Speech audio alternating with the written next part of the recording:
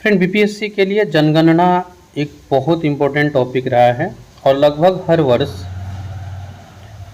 हर वर्ष इससे दो या दो से अधिक प्रश्न देखने को मिलते हैं। आज का ये वीडियो जनगणना के ऊपर ही है, जिसमें हम लोग 2011 के जनगणना के महत्वपूर्ण तथ्य को तो पढ़ेंगे ही, 2021 की भी जनगणना से जुड़े कुछ इम्पोर्टेंट फैक्ट्स को हम लोग पढ़ेंगे। ये 30 मिनट्स का जो हमारा वीडियो होने वाला है, यहाँ से ये हमारे 2 मार्क्स तक को तो सिक्योर कर ही देता है अगर आप प्रीवियस ईयर के भी क्वेश्चंस को देखें तो। हम लोग पढ़ना शुरू करते हैं। भारत की जनगणना 2011। 1749 में पहली बार आधुनिक विश्व में जनगणना कराया गया और ऐसा कराने वाला पहला देश स्वीडन था। याद रखिएगा, 1749 में पहली बार आधुनिक जनगणना हुई जिसको स्वीडन ने कराया था। 1790 में ये जो अभी दशकीय जनगणना होती है ना, प्रत्येक 10 वर्ष पे, तो 1790 में दशकीय जनगणना और इसकी शुरुआत कराई थी अमेरिका ने। भारत के परिप्रेक्ष्य से इसके नीचे का 2 डाटा बहुत इंपॉर्टेंट है। 1872 में भारत में जनगणना की शुरुआत हुई थी लॉर्ड मेयो के कार्यकाल में। 1872 में, यानी पहली बार हमारे यहाँ जनगणना शुरू हुआ 1872 में लॉर्ड मेयो के समय, और नियमित रूप से जनगणना शुरू होता है लॉर्ड रिपन के काल में 1881 में। स्वतंत्र भारत की पहली जनगणना 1951 में हुई थी और उस समय जो आयुक्त थे वे थे R.A. गोपाल स्वामी।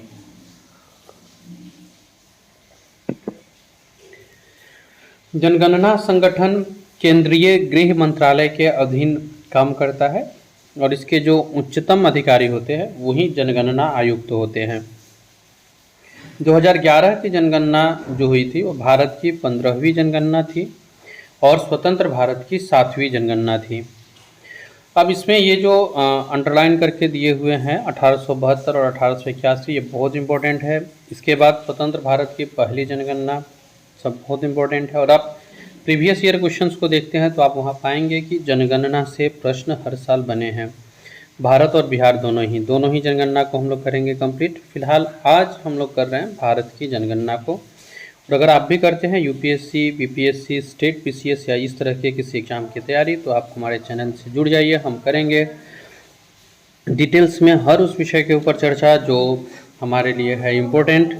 समझने के लिए हम लोग 3D इमेजेज, ग्राफ और जो भी यूजफुल ग्राफिक्स होंगे उसका प्रयोग करेंगे और चीज़ों को आसानी से बेहतर तरीके से समझने की कोशिश करेंगे, क्योंकि अब जबकि नेगेटिव मार्किंग आ गया है तो ऐसे में हमें हर एक टॉपिक पे बहुत अच्छी पकड़ होनी चाहिए।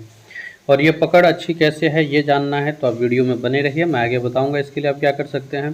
फिलहाल ये इम्पोर्टेंट फैक्ट्स है भारत की जनगणना 2011 के बारे में, जिसमें 2011 की जनगणना जो थी वो भारत की 15वीं जनगणना थी और स्वतंत्र भारत की 7वीं जनगणना थी। आप चाहे तो इसका स्क्रीनशॉट भी लेके रख सकते हैं। जो भी आपको लगता है ये फैक्ट्स जिसके बारे में आप अधिकतर जानते हैं, 1-2 नहीं जानते हैं, तो आप स्क्रीनशॉट ले सकते हैं, जो कि आपका डिजिटल नोट्स हो जाएगा। अब हम लोग अपने अगले स्लाइड्स पे बढ़ेंगे और जनगणना से जुड़े इम्पोर्टेंट फैक्ट्स को देखेंगे। लास्ट में हम लोग जनगणना 2011 के कुछ आंकड़ों को भी देखेंगे और मैं वीडियो के बीच में आपको बताऊंगा कि आप किस तरह से अपने आप को इवेलुएट कर सकते हैं। भारत की जनगणना 2011, इसके शुभंकर थे प्रगणक शिक्षिका और आदर्श वाक्य था हमारी जनगणना हमारा भविष्य।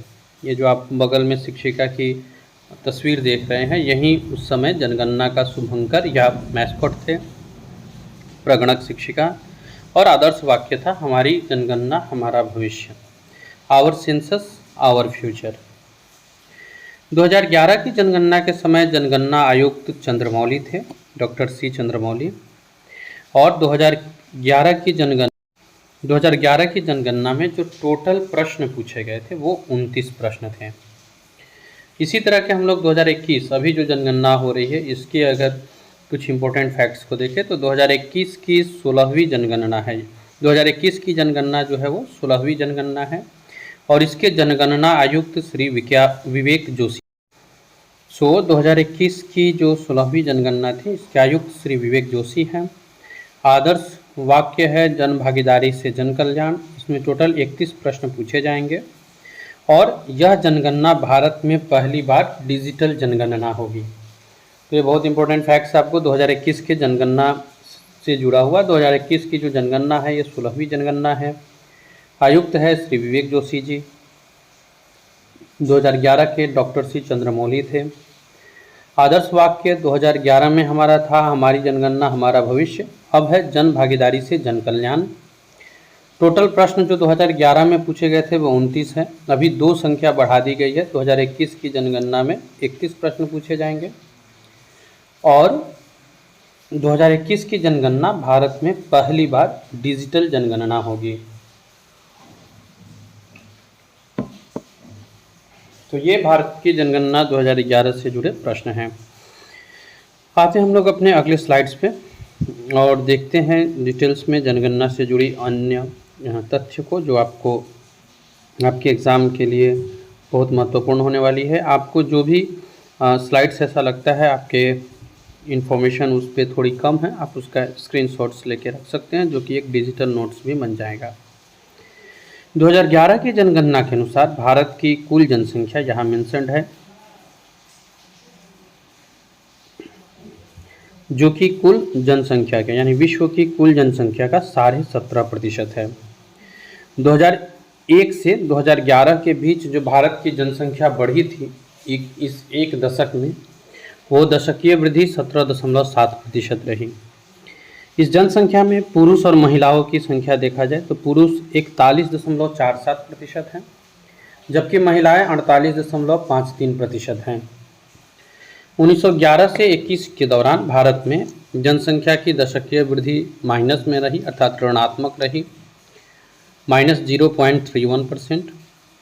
और यह भारत की जनगणना के इतिहास में पहली बार हुआ, जिसका कारण 1921 ईस्वी के महान विभाजक वर्ष को दिया जाता है। 1911 से 1921 के दौरान भारत की जनसंख्या की दशकीय वृद्धि माइनस में हुई थी और ये पहली बार हुआ था। इसलिए ये प्रश्न भी कई बार पूछता है कि महान विभाजक वर्ष, year of the great divide, किस वर्ष को कहा जाता है, तो ये 1921 को कहा जाता है। 2011 की जनगणना के अनुसार देखा जाए तो शहरी जनसंख्या 31.2% है, जबकि ग्रामीण जनसंख्या 68.8% है। ये वो इम्पोर्टेंट स्लाइड्स है जो आप अपने काम के लिए स्क्रीनशॉट करके रख सकते हैं। इवेल्युएट करना एक बहुत आवश्यक चीज़ हो गया है अब जाकर के बीपीएससी के लिए और भी ज़्यादा, क्योंकि यहाँ हम लोग निगेटिव मार्किंग भी अब सामना करना है, निगेटिव मार्किंग का भी। तो इसमें क्या होता है, कई बार वो प्रश्न जो हम लोग जान रहे होते हैं उसके तकरीबन करीब हम लोग पहुंचते हैं और फिर पता चलता है कि इसका उत्तर ये नहीं था, या हम लोग कन्फ्यूजन में रहते हैं और कुछ गलत उत्तर करके आ जाते हैं, जो कि उस समय करते समय हमें लगता है कि हमारा मार्क्स एक बढ़ रहा है, जबकि वो एक तो माइनस होता ही होता है। निगेटिव मार्किंग होने के कारण जो लॉस होते हैं वो भी इसमें जुड़ जाते हैं। फॉर एग्जांपल -1.25 ऐसा हो जाता है। तो ऐसे में चीज़ों को बहुत अच्छे से समझना बहुत ज़रूरी हो जाता है और इसके लिए अपना मूल्यांकन करना बहुत आवश्यक हो जाता है। इस वीडियो के डिस्क्रिप्शन में एक बीपीएससी स्ट्रैटेजी के ऊपर मूल्यांकन के लिए बनाया गया वीडियो है, आप वो देख सकते हैं। उसमें बहुत अच्छे तरह से अपने आप को मूल्यांकित करने के तरीके को बताया गया है। साथ ही साथ में इसका प्रैक्टिकल सॉल्यूशन भी है। प्रैक्टिकल सॉल्यूशन के रूप में आपको इसके डिस्क्रिप्शन में एक ऐप का लिंक मिलेगा, आप उसे डाउनलोड कर सकते हैं। सही मूल्यांकन वही होता है जो वर्तमान जिस कंडीशन को हमें फेस करना है उस कंडीशन पे जाके हम लोग देखें कि हम इस कंडीशन के लायक है या नहीं। जैसे अभी जो वर्तमान बदलाव हुए हैं प्रश्न पूछने के पैटर्न में, अगर हम अपना मॉक टेस्ट या जो भी ऐसा हम लोग टेस्ट लगा रहे हैं वो अगर वर्तमान पैटर्न के आधार पर लगाएं, वर्तमान क्वेश्चंस के पैटर्न के आधार पर लगाएं, तो ही हम इस बात के लिए आश्वस्त हो सकते हैं कि हमारा प्रिपरेशन कैसा है। और इसके बाद वर्तमान पैटर्न के क्वेश्चंस, वर्तमान पैटर्न पर आधारित तरीका क्वेश्चन पूछने का, ये दोनों मिलने के बाद ज़रूरी होता है मॉक टेस्ट के बाद एक अच्छे एनालिसिस का। जनरली हम लोग जो किताबों से या फिर वैसे भी मॉक टेस्ट देते हैं तो मॉक टेस्ट दे के केवल नंबर गिनने तक सीमित रह जाते हैं और हम इसका एनालिसिस करके निकाल नहीं पाते कि हमारा कमी कहाँ है और क्या है, जो हमारी सबसे बड़ी गलती होती है। फिर उसमें हम लोग केवल मॉक टेस्ट दे करके एक समय को इंगेज ही कर पाते हैं बस। तो वो आप कैसे करेंगे वो भी मैं आपको बताऊंगा। फिलहाल आते हैं इस स्लाइड्स पे और आगे मैं आपको बताऊंगा कि आप उसको कैसे कर सकते हैं। भारत की जनगणना 2011 से जुड़ा ये कुछ इंपॉर्टेंट फैक्ट्स है जो याद रखिएगा। सबसे अधिक जनसंख्या कहाँ की है और सबसे कम कहाँ की है। इसमें राज्य और केंद्र शासित प्रदेश दोनों ही अलग अलग से बताए गए हैं। जैसे राज्य का बात आता है तो उत्तर प्रदेश, महाराष्ट्र सर्वाधिक जनसंख्या, न्यूनतम जनसंख्या में सिक्किम और मिजोरम आती है। केंद्र शासित प्रदेश की बात की जाए तो सबसे अधिक जनसंख्या दिल्ली की है, तो वहीं न्यूनतम जनसंख्या लक्षद्वीप की है। मूल्यांकन के लिए फ्रेंड्स आप जैसे ऐप को डाउनलोड करते हो वहाँ पे आपको कोर्सेज के अंदर बीपीएससी CSE 2023 का एक टेस्ट वहाँ पे बनाया गया है। आप उस टेस्ट को अटेम्प्ट करने के बाद जब आप इसे सबमिट करेंगे, एक तो अटेम्प्ट करते समय आपको टू द पैटर्न क्वेश्चंस मिलेंगे और क्वेश्चन पूछने का तरीका भी जो अब वर्तमान वाला है वो है, नेगेटिव मार्किंग वहाँ लगाया गया है। प्रश्न को हल करते समय कितना समय लग रहा है इसका भी एनालिसिस किया जाएगा। जब आप उसे सबमिट करेंगे वहाँ पर एक प्रॉपर एनालिसिस आएगा। प्रॉपर एनालिसिस में आपने किस सब्जेक्ट को हल करने में कितना समय लिया है, किस सब्जेक्ट पे आपकी एक्यूरेसी बढ़िया है, और न केवल सब्जेक्ट बल्कि चैप्टर वाइज वहाँ बताएगा कि किस चैप्टर में आपकी दिक्कतें आ रही है, कहाँ आप फंस रहे हैं, किस चीज़ों को आपको और अच्छे से करने की आवश्यकता है। तो इस तरह से डिटेल्स में वो आपको बताएगा आपके टेस्ट के आधार पे। इतना ही नहीं, अगर आप किसी रिजर्व्ड कैटेगरी से आते हैं तो आप अगर वहाँ पे ये चुन लेते हैं कि आप रिजर्व्ड कैटेगरी से हैं और अपने कैटेगरी को बताते हैं, तो ये बता देगा कि इस जो प्रश्न वो पूछ रहा है अगर इस स्तर का प्रश्न रहा तो कट ऑफ किया जाएगा और उसमें आप शामिल रहेंगे या नहीं रहेंगे। यानी एग्ज़ाम के पहले पूरी तरह से एग्ज़ाम वाला माहौल और रिज़ल्ट के लिए भी पूरी तरह से वो कैलकुलेशन जिसमें आपको रिज़ल्ट मिलता है। और सबसे अच्छी बात यह है कि आप इसे फ्री ऑफ कॉस्ट अटेम्प्ट कर सकते हैं। तो आपको केवल ऐप को डाउनलोड करना है, इसके बीपीएससी सिविल सर्विसेज वाले टेस्ट को अटेम्प्ट करना है और अपने जो भी आपने मेहनत की है इसको आप वहाँ पे देख सकते हैं। वो भी जितने आपके मन में प्रश्न हों उन सभी के आधार पे, फॉर एग्जांपल टाइमिंग्स के आधार पे, गलतियाँ कितना हो रहा है, एक्यूरेसी क्या है, किस चैप्टर में प्रॉब्लम है और कैसे आप उसको दूर करेंगे। इसके अलावा एक बेहतर एक्सप्लेनेशन वहाँ मौजूद होगा हर एक विषय को लेकर के, और ये सब आपको फ्री ऑफ कॉस्ट दिया जा रहा है। उसके अंदर 2 मॉक टेस्ट है जो आप फ्री ऑफ कॉस्ट अटेम्प्ट कर सकते हैं। सो आप इसे डेफिनेटली कीजिए, ऐप डाउनलोड कीजिए और वहाँ से जाके एक बार आप टेस्ट को अटेम्प्ट कीजिए। ये आपके बीपीएससी एग्जाम के लिए कई गुना लाभदायक साबित होगा। भारत की जनसंख्या हम लोग कर रहे हैं और अगला स्लाइड्स है दशकीय वृद्धि को लेकर। राज्य की जो सर्वाधिक दशकीय वृद्धि रही है ये मेघालय की रही है 27.9%, जबकि न्यूनतम नागालैंड की 0.6%। केंद्र शासित प्रदेश की बात की जाए तो दादर एवं नागर हवेली में दशकीय वृद्धि बहुत ज़्यादा रही 55.9%। न्यूनतम दशकीय वृद्धि रही है लक्षद्वीप में जो कि 6.3% है। तो ये भारतीय जनगणना 2011 का एक टॉपिक दशकीय वृद्धि था जो अभी हम लोगों ने कवर किया।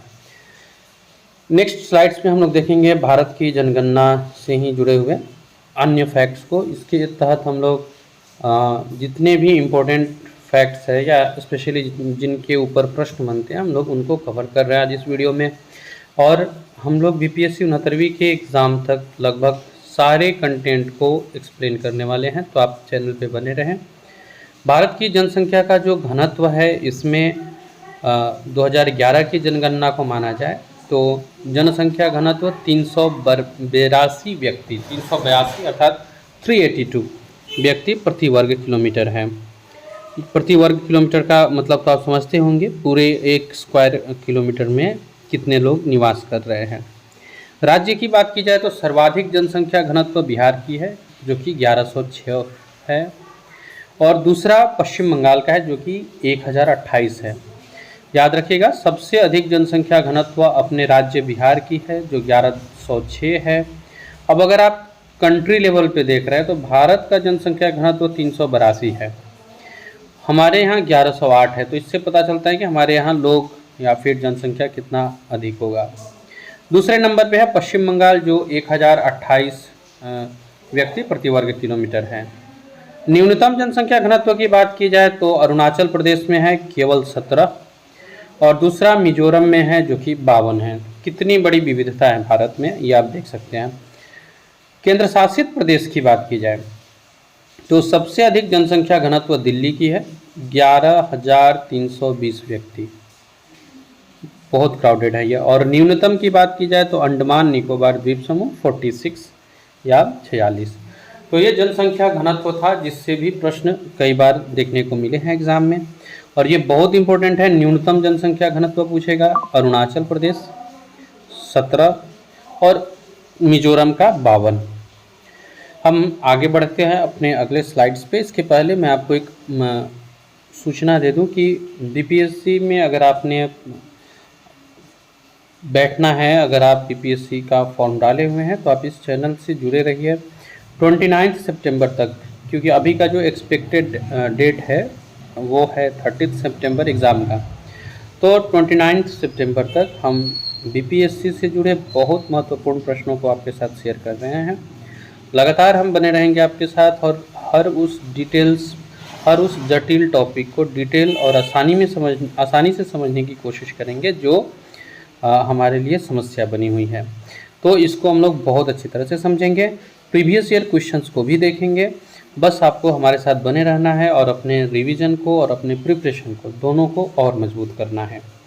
भारत की जनगणना का अगला स्लाइड्स है सेक्स रेशियो अर्थात लिंग अनुपात के ऊपर। लिंग अनुपात क्या होता है ये आप जानते हैं, प्रत्येक 1000 पुरुष की तुलना में कितनी स्त्रियां हैं, उसी को लिंग अनुपात कहते हैं।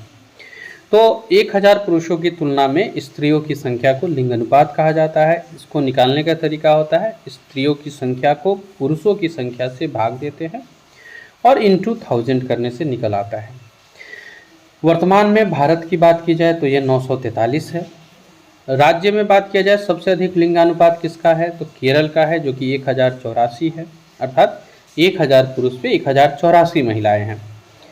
राज्यों में एकमात्र यही है जो 1000 पुरुष पे उससे ज़्यादा महिला है। दूसरे नंबर पे तमिलनाडु है जो 996 है। सो केरल को याद रखिएगा, केरल सर्वाधिक लिंग अनुपात वाला राज्य है। न्यूनतम की बात की जाए तो हरियाणा है, मात्र 879 लड़कियां है प्रति 1000 लड़कों पर। केंद्र शासित प्रदेश में सर्वाधिक लिंग अनुपात है पुदुचेरी का जो कि 1037 है, और न्यूनतम है दमन और द्वीप का जो 618 है। तो ये लिंगानुपात है जो भारत की जनगणना 2011 से आई है। इस स्लाइड्स में हम लोगों ने भारत की जनगणना को देखा। अभी तक हम लोगों ने भारत के जनगणना 2011 से जुड़े हुए जो इम्पोर्टेंट फैक्ट्स है उसको हम लोगों ने कवर किया है, जैसे कि आयुक्त कौन थे, शुभंकर क्या था, फिर भारतीय जनगणना की जो इम्पोर्टेंट डाटा है, आंकड़ा है हमारे लिए, इसमें जनसंख्या घनत्व, पुरुष और स्त्रियों की जनसंख्या, सर्वाधिक न्यूनतम जनसंख्या, लिंग अनुपात, यहाँ तक हम लोगों ने कवर कर लिया। अब हम करने जा रहे हैं शिशु लिंगानुपात। शिशु लिंगानुपात में वे आते हैं जो 0 से 6 वर्ष के होते हैं, मतलब जन्म से लेकर 6 वर्ष तक की आयु में अगर हम लोग काउंट करते हैं प्रत्येक 1000 बालक पे कितनी बालिकाएं हैं, तो ये होता है इसका अनुपात होता है शिशु लिंग अनुपात। बिल्कुल जैसा हम लोगों ने पहले निकाला था, इसके ठीक पहले वही मैथमेटिक्स यहाँ पे भी है। 0 से 6 वर्ष की बालिका डिवाइड करते हैं 0 से 6 वर्ष के बालक को और मल्टीप्लिकेशन करते हैं 1000 से, तो शिशु लिंग अनुपात निकल जाता है। पूरे भारत में देखा जाए तो 919 शिशु लिंग अनुपात रहा 2011 की जनगणना में, अर्थात 1000 व्यक्ति पे 1000 शिशु पे 919 शिशु ऐसे रहे हैं जिनका जन्म हुआ है, जो फीमेल हैं, प्रत्येक 1000 मेल के अनुपात में। राज्यों में बात किया जाए तो सबसे अधिक शिशु लिंग अनुपात है अरुणाचल प्रदेश का जो कि 972 है। दूसरे नंबर पे मिजोरम है जो कि 970 है। न्यूनतम शिशु लिंग अनुपात की बात की जाए तो हरियाणा 834 और पंजाब 846 है। केंद्र शासित प्रदेश की बात करते हैं तो सबसे अधिक शिशु लिंग अनुपात है अंडमान निकोबार द्वीप समूह का, जो कि 968 है, और न्यूनतम शिशु लिंग अनुपात है दिल्ली का, जो कि 871 है। तो ये भारत की जनगणना का शिशु लिंग अनुपात हम लोगों ने देखा। पूरे भारत का 919 है। सबसे अधिक शिशु लिंग अनुपात अरुणाचल प्रदेश 972, न्यूनतम राज्यों में हरियाणा 834, केंद्र शासित प्रदेश लिया जाए तो अंडमान निकोबार द्वीप समूह 968 और न्यूनतम केंद्र शासित प्रदेशों में है दिल्ली 871। तो हम लोग आते हैं अपने अगले स्लाइड्स पे और ऐसे ही कुछ इम्पोर्टेंट आंकड़ों को और देखते हैं। इसके पहले मैं जो आपको इन्फॉर्म कर रहा था कि आपको बस लगातार इससे बने रहने हैं, आपको इसका रिवीजन और आपके प्रिपरेशन को और मजबूत करेगी है। प्रत्येक संडे 3 वीडियोस लाई जाएगी, जिसमें एक मॉक टेस्ट की वीडियो भी रहेगी जो प्रीवियस ईयर क्वेश्चंस पर आधारित रहेगी, अर्थात पिछले वर्ष के प्रश्न और उसके उत्तर को हम लोग देखेंगे। फिलहाल आते हैं साक्षरता पर। अब 7 वर्ष और उससे अधिक का जो व्यक्ति किसी भाषा को समझ सकता है, लिख सकता है या पढ़ सकता है तो वो साक्षर कहलाता है। अर्थात अभी हमारे यहाँ साक्षरता की परिभाषा ये है कि उम्र 7 वर्ष या उससे अधिक हो और वो किसी भाषा को समझ सकता हो तथा या तो पढ़ सकता हो या तो लिख सकता हो, दो में से कोई एक भी है तो वो साक्षर है। साक्षरों की संख्या निकालना है तो साक्षरों की संख्या बटा 7 से अधिक आयु वाले जनसंख्या, और इसको हम लोग 100 से गुना करके निकाल सकते हैं। तो इस मैथमेटिक्स कैलकुलेशन के बाद जो निकल के आता है वो है 74.04, यानी ये हमारे भारत की ओवरऑल साक्षरता रेशियो है जो कि 74.04 है। सबसे अधिक साक्षर राज्यों की बात की जाए तो वो केरल है। केरल से जुड़ा एक फैक्ट याद रखिएगा कि केरल ने अपने आप को नवंबर तक 100% डिजिटल लिटरेट राज्य बनाने का प्रोग्राम शुरू किया है। सो केरल जो है वो 94% के साथ सबसे अधिक साक्षरता वाला राज्य है। तो वहीं न्यूनतम साक्षरता वाला राज्य है बिहार, जो कि 61.8% है। तो ये याद रखिएगा कि सर्वाधिक साक्षरता भारत में कहाँ है, केरल 94%, वहीं न्यूनतम साक्षरता में बिहार 61.8%। राज्य में मिजोरम आता है दूसरे नंबर पर 91.3%, न्यूनतम है अरुणाचल प्रदेश का बिहार के बाद 65.4%। केंद्र शासित प्रदेशों की बात की जाए तो सबसे अधिक साक्षरता है लक्षद्वीप की जो 91.8% है, और न्यूनतम साक्षरता में है दादर नागर हवेली जिसको 76.2% यहाँ की साक्षरता है, जो कि न्यूनतम साक्षरता है। तो ये साक्षरता से जुड़े हुए हैं। क्विकली इस पर एक रिवीजन कर लेते हैं हम लोग। पूरे भारत की जनगणना में साक्षरता जो है वो 74.04% है। सर्वाधिक साक्षर राज्य केरल है, न्यूनतम साक्षर राज्य बिहार है। अब देखते हैं ग्रामीण जनसंख्या और शहरी जनसंख्या को। राज्य में जो सर्वाधिक ग्रामीण जनसंख्या रखा है वो है हिमाचल प्रदेश 90%, जबकि न्यूनतम ग्रामीण जनसंख्या है गोवा की। यहाँ पे ज़्यादातर शहरीकरण ही है, शहरी जनसंख्या ही है। तो न्यूनतम ग्रामीण जनसंख्या गोवा की है 37.8%। राज्यों में अगर बात की जाए सर्वाधिक शहरी जनसंख्या तो गोवा हो जाएगा 62.2%, और सिमिलरली न्यूनतम की बात आएगी शहरी जनसंख्या का तो हिमाचल प्रदेश हो जाएगा 10%। केंद्र शासित प्रदेशों में बात की जाए तो सर्वाधिक शहरी जनसंख्या दिल्ली की है 97.5%, और न्यूनतम की बात की जाए शहरी जनसंख्या तो अंडमान निकोबार द्वीप समूह की है 37.7%। जैसे हम लोगों ने यहाँ अपोजिट करके देखा था, अगर यहाँ पर भी देखा जाए तो न्यूनतम शहरी जनसंख्या वाला केंद्र शासित प्रदेश, न्यूनतम ग्रामीण जनसंख्या वाला केंद्र शासित प्रदेश दिल्ली हो जाएगा, और अधिकतम ग्रामीण जनसंख्या वाला केंद्र शासित प्रदेश अंडमान निकोबार द्वीप समूह हो जाएगा। अब आते हैं हम लोग अपने अगले स्लाइड्स पे, और अगले स्लाइड्स पे हम लोग देखते हैं ऐसे ही और इम्पोर्टेंट फैक्ट्स को। सो हम लोग कर रहे हैं भारत की जनगणना, ग्रामीण जनसंख्या और शहरी जनसंख्या को हम लोगों ने देख लिया है। अब हम लोग आगे बढ़ेंगे अपने अगले स्लाइड्स पे। इसके पहले एक बात आपको रिमाइंड कर दूं कि आपको जो भी लगते हैं इम्पोर्टेंट्स है आपके लिए स्लाइड्स, आप उसका स्क्रीनशॉट खींच के रख सकते हैं। अब जो स्लाइड्स है हमारे सामने, ये हम सभी के सामने बहुत इंपॉर्टेंट स्लाइड्स हैं। 2011 की जनगणना के अनुसार अनुसूचित जाति की जो कुल संख्या है वो 20.14 करोड़ है। अब सबसे ज़्यादा अगर एससी जनसंख्या वाला देखा जाए राज्य या केंद्र शासित प्रदेश दोनों मिला के, तो उत्तर प्रदेश है सबसे अधिक शेड्यूल्ड कास्ट जनसंख्या वाला राज्य या केंद्र शासित प्रदेश, दोनों में ही।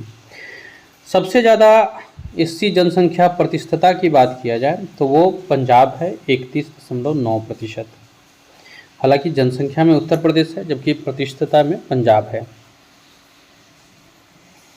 2011 की जनगणना के अनुसार देश में जो अनुसूचित जनजाति है, ऊपर हम लोगों ने जाति देखा था जो 20.14 करोड़ है। अनुसूचित जनजाति अर्थात शेड्यूल्ड ट्राइब की कुल संख्या 10.43 करोड़ है। सबसे ज़्यादा जो एसटी जनसंख्या वाला राज्य या केंद्र शासित प्रदेश आप कह सकते हैं वो मध्य प्रदेश है। और प्रतिशतता के आधार पर देखा जाए सबसे ज़्यादा एसटी जनसंख्या तो लक्षद्वीप की 94.8% है। तो इस स्लाइड्स में हम लोगों ने कवर किया भारत की जनगणना से अनुसूचित जाति, अनुसूचित जनजाति को। सबसे अधिक अनुसूचित जाति वाला राज्य या केंद्र शासित प्रदेश उत्तर प्रदेश हो जाएगा, जबकि सबसे ज़्यादा प्रतिशतता अगर देखा जाए प्रतिशत के आधार पर अनुसूचित जाति का तो पंजाब हो जाएगा। इसी तरह से अनुसूचित जनजाति का मध्य प्रदेश होगा और प्रतिशतता के आधार पर लक्षद्वीप होगा। आगे आते हैं हम लोग अपने नेक्स्ट स्लाइड्स पे, और नेक्स्ट स्लाइड्स पे हम लोग देखते हैं अनुसूचित जाति और जनजाति के बाद क्या है आपके लिए, जो आपके एग्जाम की दृष्टि से भी है बहुत महत्वपूर्ण। नागालैंड, अरुणाचल प्रदेश, लक्षद्वीप, अंडमान निकोबार द्वीप समूह, ये ऐसे जगह हैं, एक बार फिर से, नागालैंड, अरुणाचल प्रदेश, लक्षद्वीप, अंडमान निकोबार, ये ऐसे द्वीप समूह हैं जहां कोई भी शेड्यूल्ड कास्ट निवास नहीं करती, यानी नागालैंड में कोई भी एससी नहीं है। पंजाब, हरियाणा, दिल्ली, चंडीगढ़, पुदुचेरी, यहाँ कोई भी अनुसूचित जनजाति नहीं है, ये याद रखिएगा। पंजाब, हरियाणा, दिल्ली, चंडीगढ़ और पुदुचेरी में कोई भी अनुसूचित जनजाति निवास नहीं करती है। तो अनुसूचित जाति नागालैंड, अरुणाचल प्रदेश, लक्षद्वीप, अंडमान निकोबार में नहीं पाई जाती है। और जनजाति की बात हो तो पंजाब, हरियाणा, दिल्ली, चंडीगढ़ और पुदुचेरी है जहां ये नहीं पाई जाती है।